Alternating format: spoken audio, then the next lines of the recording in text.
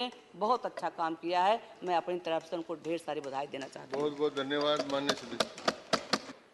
माननीय Shri कनकमेदला Ravindra Kumar ji. Thank you, sir, for giving this opportunity to participate in the discussion.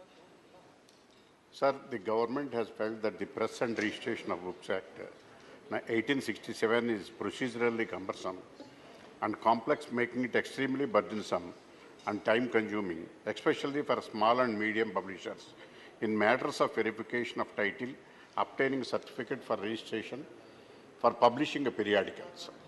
The government is the view of process of furnishing a declaration before local authority, authentication of the declaration filed before the local authority by that authority, and subsequent furnishing application to the Press and Registrar General.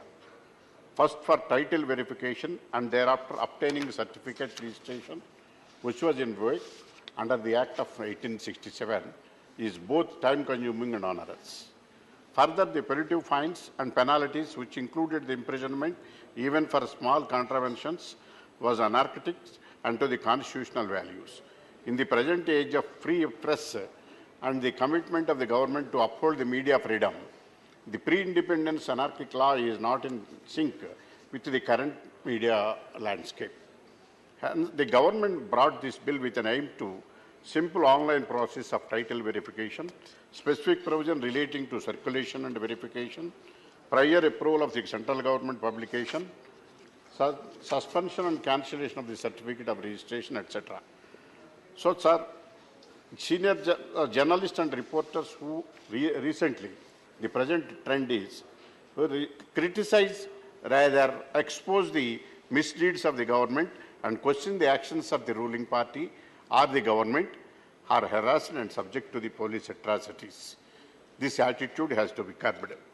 If this, sir, the main object of this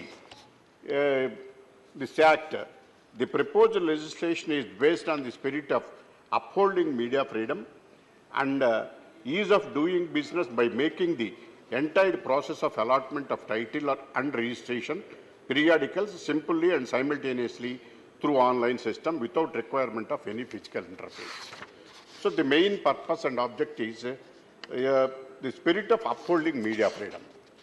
Now the present trend is almost several political parties are open some publishing newspapers, taking advantage of their propaganda in ruling the respective areas. They used to criticize the policies of the others and also other media. Now it became a competition between the media, the ruling party and other political purposes. For example, sir, in Andhra Pradesh, there are two largest Telugu circulated newspapers, Eenadu and Andhra Jyoti is there. They used to criticize the policies of the government and expose the actions of the government time and again. Basing on that, the government used to criticize openly in the name of magazines and criticizing it, sir.